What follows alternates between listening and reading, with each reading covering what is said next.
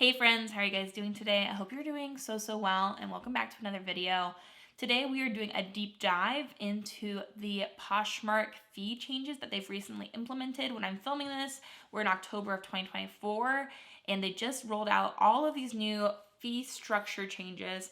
And so if you're not aware of them, this is the video to watch. You need to be aware of them. But also we're going to dive pretty deeply into this and see if this is actually something that's going to be better for us as sellers. I'm a seller, a full-time reseller on Poshmark, eBay, Mercari, all those things. So we're going to look at it from a reseller's perspective, but we're also going to kind of look at the seller's perspective too and see if this is actually a good change on Poshmark's part. I think you'll see very quickly that it's probably not a great change. And so let's be aware of that and also look at what this actually means for sellers. So up until recently, Poshmark has always had a 20% fee structure. So if you sold anything $15 and above, they would take 20% of what you made and they would automatically just get that off the top. So they have 20% is what they were doing. Now, there's been a lot of platforms that have been moving to zero fees for sellers, where the buyer will just pay additional fees. And so instead of us losing so much money in a sale, the buyer is paying those fees instead. So like Mercari and Depop have recently also done this. Now, Poshmark, instead of doing something simple, came out with a very detailed kind of fee structure, and it's very confusing. And I love math. I'm very good at math, so I'm going to break it down for you guys. But for most people that aren't super into math, this would be very hard to figure out and to actually see through the BS and see if it's worth it. So I am going to screen record for you guys. I'm also going to read what we have here. This was the correspondence sent out by Manish, the CEO and founder of Poshmark, about the fee structure changes. So let's do this. So it says, "Dear Poshmark community, we are making one of the biggest changes to our marketplace since we started the company. Our current 20% or $295 seller fee, they charge $295 for anything under $15, will be significantly reduced, replacing it with the new 1-2-3 fee structure. Effective in the US tomorrow, October 3rd, Poshmark's seller fee will be $1, $2, or $3 based on order value, plus 5.99% of the order total." So basically, if you sell something for $50, then a $3 fee applies just automatically. But then once you figure in taxes and shipping, then you take 5.99% of that entire order total, and then they will be calling that the buyer protection fee, paid by buyers based on the same simple and transparent fee structure. Not simple and definitely not transparent, because even when you see 5.99% of the order total right there written out, that is not transparent what that actually means. They're talking about including in that percentage that they're taking both taxes and shipping fees, which is very interesting and not usually done. So let's move on. The next paragraph says, "Everything you love about Poshmark is already included, and we will continue to offer zero payment processing fees for all orders. Stay tuned for updates on expanding this structure to Canada." Canada, I'm so sorry. "As a seller, you don't have to do anything to your listings. They automatically get taken in, and you will immediately start earning a lot more from each sale, no matter if you are selling an item for $3,000 or $3,000, which technically is not necessarily true. So we're going to talk about that. We're also launching Posh Pass Beta, a closet-wide shipping discount program where every item in the closet can receive $5.95 shipping courtesy of Poshmark. So I'm part of that beta program. I think most people that are Posh Ambassador 2s are. And so I know all my items in my closet right now have $5.95 shipping. I saw it go live on that. But also, I've had the worst weekend of sales I've ever had. Since they implemented this change, all of my sales have completely stopped. Like, I don't think I've sold anything. And I have tons of items up for sale. So I have over 1,000 items listed in my Poshmark closet. And I usually get 5 or 6 sales in a weekend at least. And I got 0 sales this weekend. So that was not good. That was really bad for me. And so I can already see it's scaring buyers off, because as you're going to see here in a second, we're going to look at how much things actually cost. So I went to Reddit. I don't normally spend a lot of time on Reddit, but Jeremy was talking to me about this, and some of these things are actually crazy to look at. So like, for example, on the screen, you should be seeing this Reddit post by Inevitable Donut. In case you don't understand how insane these buyer fees are, this is what's going to be driving people away from shopping on Poshmark, from buying from your closet. This person is selling, it looks like, it's hard to tell, but it might be a Gucci bag. The price of the Gucci bag is $2,950, which is a lot of money, okay? Shipping is free because everything over $500 automatically gets free shipping. Then the tax and buyer protection fee on this would be $422. So if we're assuming that $2,950 It has a 7% sales tax on it. Let's do that. $1,950 times 0.07 for sales tax. So $206 of taxes. So with $422 there though, that means that $218, so more than the taxes, you're spending $218 for the buyer protection fee, which you might be asking, what is the buyer protection fee? Well, let me tell you. Let's go up. I have another tab pulled up where I went to pretend like I was going to check out and buy something on my own account, and then clicked to learn more about the buyer protection fee. So on this item that I have here, it's a Free People Easy Street tunic because I love those, of course. Let's say I'd offer them $40. Okay, shipping is $7.97. Then estimated tax and buyer protection fee comes out to $8.19. So the taxes are $3, reasonable. Buyer protection fee comes out to $5.04 on this. So in total, even though I offer $40 for this item, I'm going to be charged $56.16. So that's an extra $16 that I'm paying on top of that $40 price tag. So it's going to be scaring buyers off. This is what they said the buyer protection fee is. So they might be required to collect sales tax. Like, that's fine. We understand that taxes exist. The buyer protection fee includes Posh Protect, Posh Authenticate, if applicable, 24/7 customer support, and ongoing product improvements. 24/7 customer support seems like just them running their company. So they already are doing that. Posh Authenticate is if you sell anything for over $500, they automatically authenticate those items before they send them out. So this $40 sale, majority of items sold on Poshmark are not over $500. So that Posh Authenticate is not going to apply for a majority of sales. And then the Posh Protect, I actually Googled this because I'm like, what's Posh Protect? Who knows what that is? Posh Protect. You are protected every time you make a purchase on Poshmark. We will give you a full refund if your item never ships or does not match the listing description. So Posh Protect literally just means if the person never ships the item and the item gets canceled, you get your money back, which makes sense.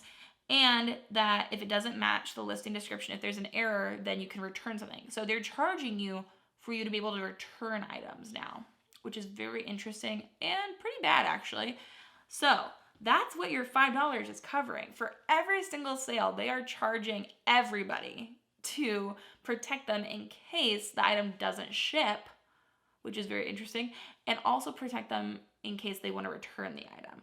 So those are basically what those fees are covering, other than ongoing product improvements. So they're just using this fee basically to pay for Poshmark running itself, which is so interesting. And the thing about this whole thing too is in the past, Poshmark was taking 20% off the top for sellers. Now they're charging both the buyer and the seller fees. So even though we as a seller might look like we're making a little bit more money, and we will make more money on majority items, Poshmark, because they're charging the buyer too, the fees are not that drastically different for me as a seller. Like, I'm not making that much more, like maybe $1 or $2 on each sale, which is helpful, but they're also charging multiple dollars more to a buyer. So in total, Poshmark is actually increasing how much they are making on every sale. So they're not doing this out of the benevolence of their hearts. This is not necessarily a decision that's just to help us sellers out. They're actually increasing the amount of money that they are making. And the math shows that, right? So we found out what the fees are that they're charging. We know that it's actually probably not going to be that helpful for the majority of us. And then I did the math for us on some of this. So this is how you figure out how much something costs. And they have all of this thing broken down. It's very wordy and it's very hard for people to understand, especially people that aren't loving math, you know? So this is how you break down a price. So I will help you out, my friends. I'll do this with you on the screen. It's selling sales for $50. So what they're saying is that you are going to get charged shipping, and then you're also going to get charged sales tax. So let's say sales tax is 7%. Most states are around that. So 7%. So let's do 0.07. That's 7% of 50. So $3.50 is the sales tax for a $50 item.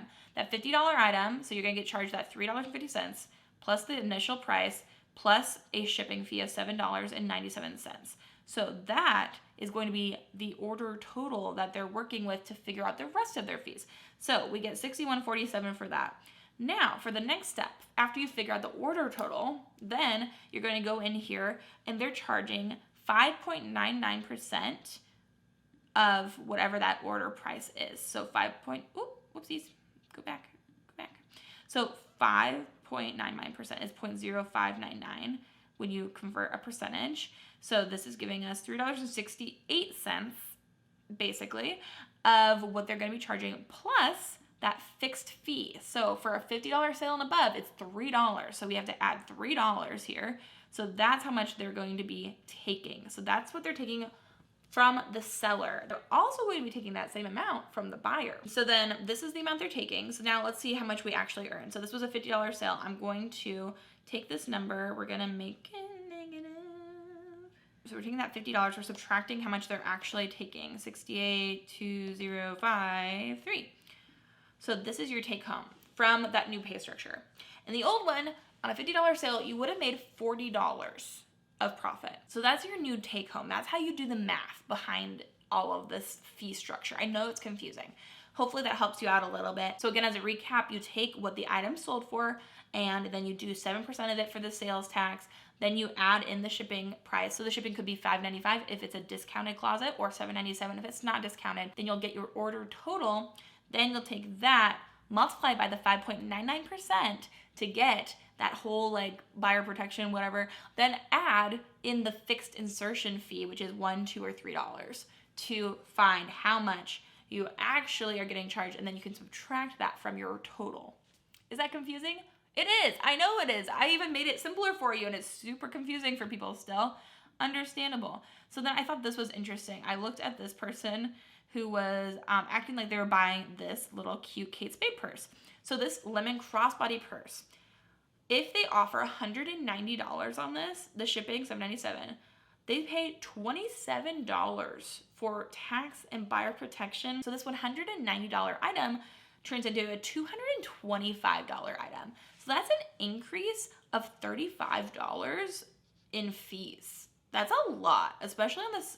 So this is what is going on. On the buyer side, the fees are actually increasing by like a ton.